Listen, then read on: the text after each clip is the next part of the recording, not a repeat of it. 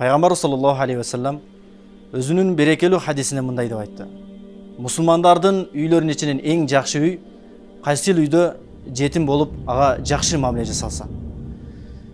Эң жаман үй кайсы үйдө жетим болуп ага жаман мамиле жасалган болсо. Мен жана жетимди өз кепилдигине алган адам бейиште ушундай жакын болот деп өзүнүн эки манжасын көргөздү. Жашоо турмуш ар кандай. Дүйнө жашоосу сыноо болгондон Аллах Таала пенделерин түрдүү жолдор менен сынайт. Адамдардын ичинен балагатка жетпестен атасы кайтыш болгон болсо, мына ошону жетим деп айтат. Ошондуктан жетимге жакшы мамиле кылган, ага камкордук кылган адамдарга көптөгөн фазилеттер, ал эми аларга зыян бергендерге көптөгөн коркутуулар айтылган. Жада калса, аламдардын мырзасы Пайгамбар саллаллаху алейхи вассалам да жетимдерге өзгөчө мамиле кылган. Аларга ата-энесинен дан көбүрөөк мээримдүүлүк кылган.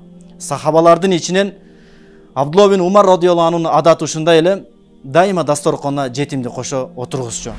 Пайгамбар саллаллаху алейхи вассалам өзүнүн хадисинде мындай деп айткан: кимде ким жетимдин башын ага мээримдүүлүк кылып сылаган болсо, Аллах Таала анын колу тийген ар бир чачтын ордуна бирден жакшылык жазат жана күнөөлөрүн кечирип бейиштен даражаларын бийик кылат dedi. Жетимдин баштан сулоо адамдын жүрөгүнөн катуулукту кетирет. Бир жолу Пайгамбар саллаллаху алейхи вассаламга бир киши өзүнүн жүрөгүнүн катуулугу тууралуу арызданды. Ошондо Пайгамбар саллаллаху алейхи вассалам: эгерде сени жүрөгүңдүн жумшак болуусу сүйүндүрсө, анда жетимдин башын сылагын жана ага тамак бергин dedi.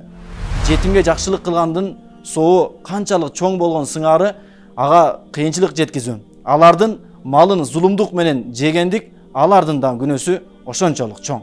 Абдулла бин Аббас радыйаллаху анху мындай деп айткан: адамды кыйратуучу 6 иш бар. Но ошол иштердин ичинен жетимдин малын зулумдук менен жегендик. Аллах Таала бул турасында Ниса сүрөсүнүн 10-аятында мындай деп айткан: инналлазина якулуна амвалал ятама зулман иннама якулуна фи бутунихим нара ва саяслауна саира. Аяттын маанисинде Аллах Таала мындай деп айтат: акыйкатта жетимдердин малдарын зулумдук менен жегендер алар курсактарына отту жешти, жакында алар тозокко түшүшөт. Урматтууган, билесиңби, эгерде жетимдин көздөрүнөн көз жаштары төгүлгөн болсо, Аллахтын аршы титирерин. Бактылык болсун, кайсы үйдө жетим болуп ага жакшы мамиле жасалган болсо, бактысыздык, өкүнүч болсун, кайсы үйдө жетим болуп ага жаман мамиле жасалган болсо.